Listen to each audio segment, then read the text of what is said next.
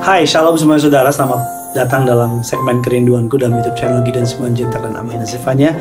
It's always be our honor, sebuah kehormatan buat kita, sebuah privilege for us and team di sini untuk boleh menyampaikan surat cintanya Tuhan.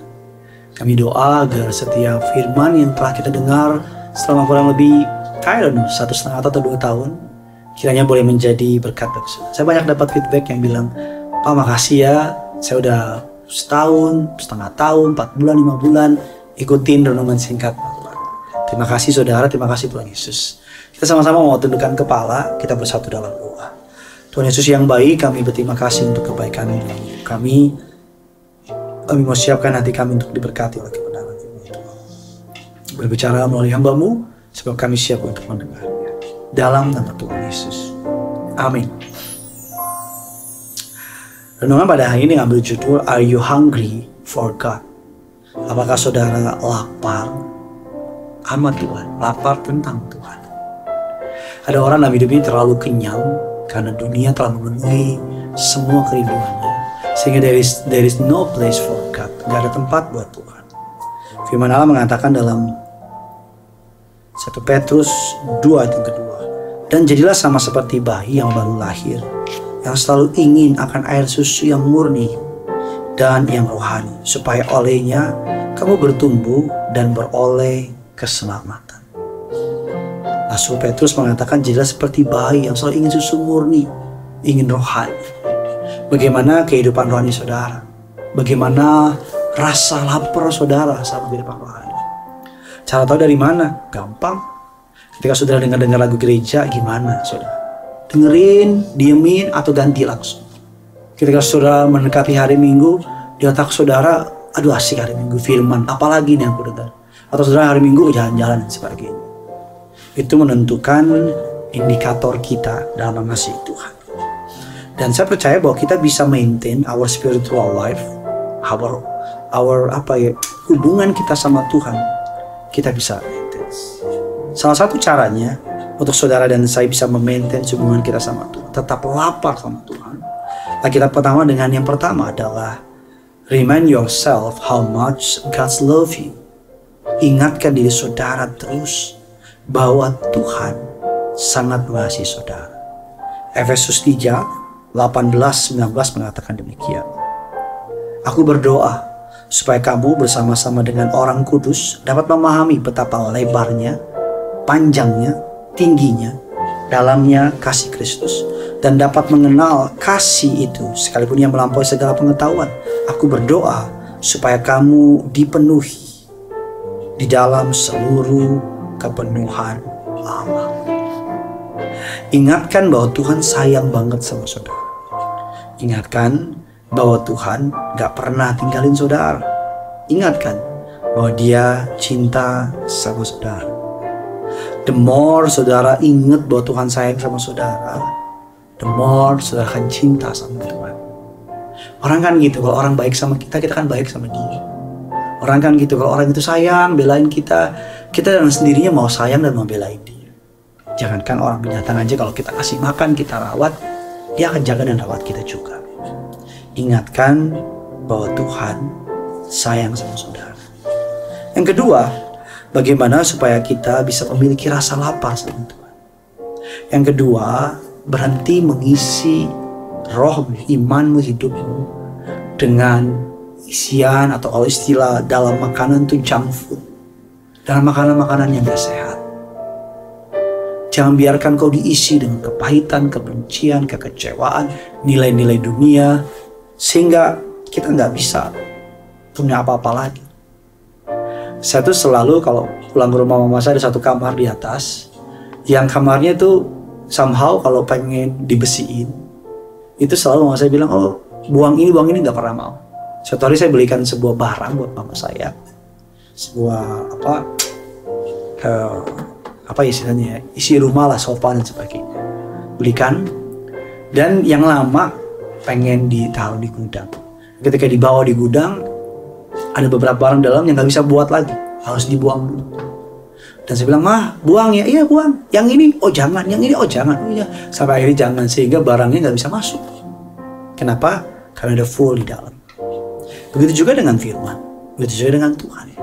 Gimana bisa masuk kalau kita udah terlalu penuh sama dunia? Makanya kalau bangun pagi tuh jangan cari koran, jangan cari berita, HP dan sebagainya, cari firman.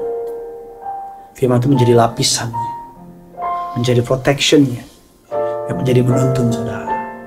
Ketika kita cari firman, maka ketika firman udah masuk, yang kotor dibuang, maka otomatis yang bertumbuh adalah hal yang baik.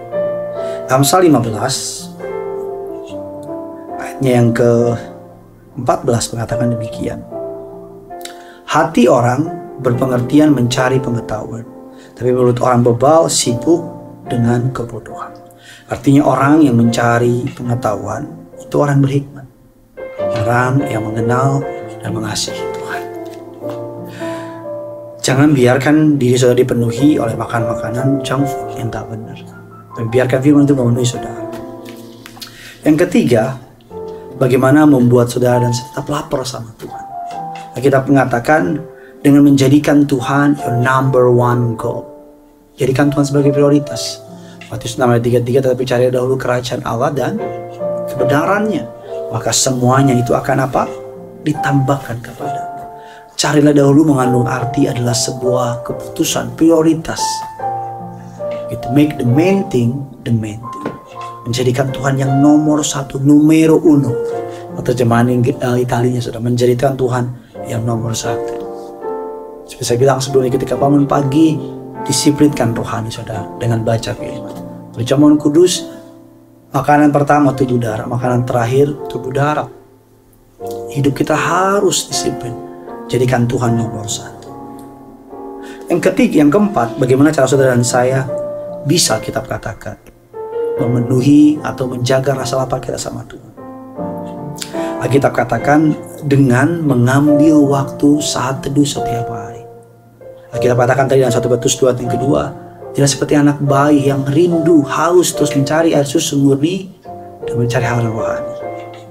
Menjadikan hidup saudara setiap hari memiliki saat teduh sama Tuhan. Yang kelima, kesukaan saya dalam Amsal 2 yang ke-20. Pergaulan yang buruk merusak kebiasaan yang baik. Pergaulan yang baik merusak kebiasaan yang buruk.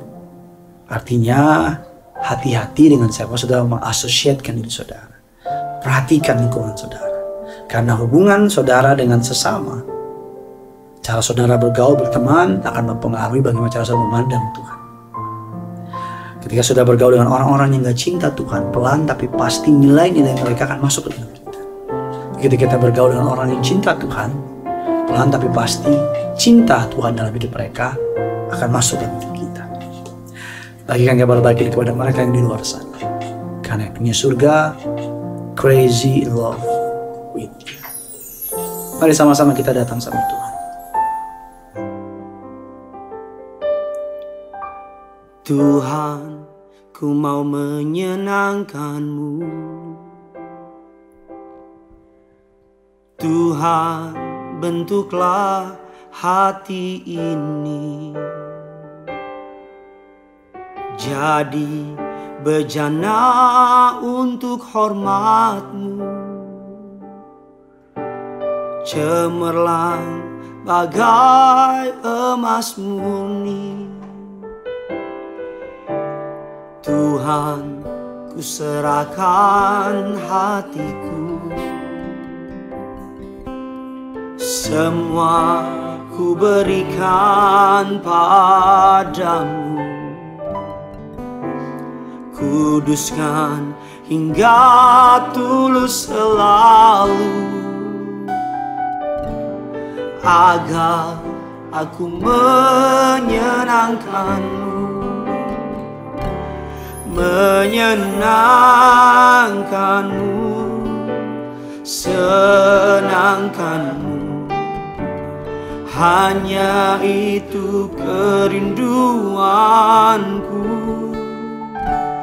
menyenangkan-Mu, senangkan hatimu. Hanya itu kerinduanku. Tuhan, ku serahkan hatiku. Tuhan, ku serahkan hatiku. Semua ku berikan padamu. Kuduskan hingga tulus selalu, agar aku menyenangkanmu,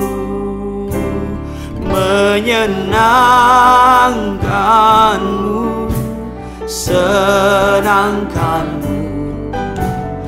Hanya itu kerinduanku, menyenangkanmu, senangkan hatimu. Hanya itu kerinduan. Sambil angkat hatimu, angkat tanganmu dia. Menyenangkanmu, senangkanmu. Hanya itu kerinduanku, menyenangkanmu, senangkan hatimu. Hanya itu kerinduanku, hanya itu kerinduanku, hanya itu kerinduanku. Kita bilang sama Tuhan, menyenangkanmu, senangkan hatimu. Menyenangkanmu, senangkanmu. Hanya itu kerinduanku, menyenangkanmu, senangkan hatimu. Hanya itu kerinduan, menyenangkanmu, menyenangkanmu, senangkanmu. Hanya itu kerinduanku,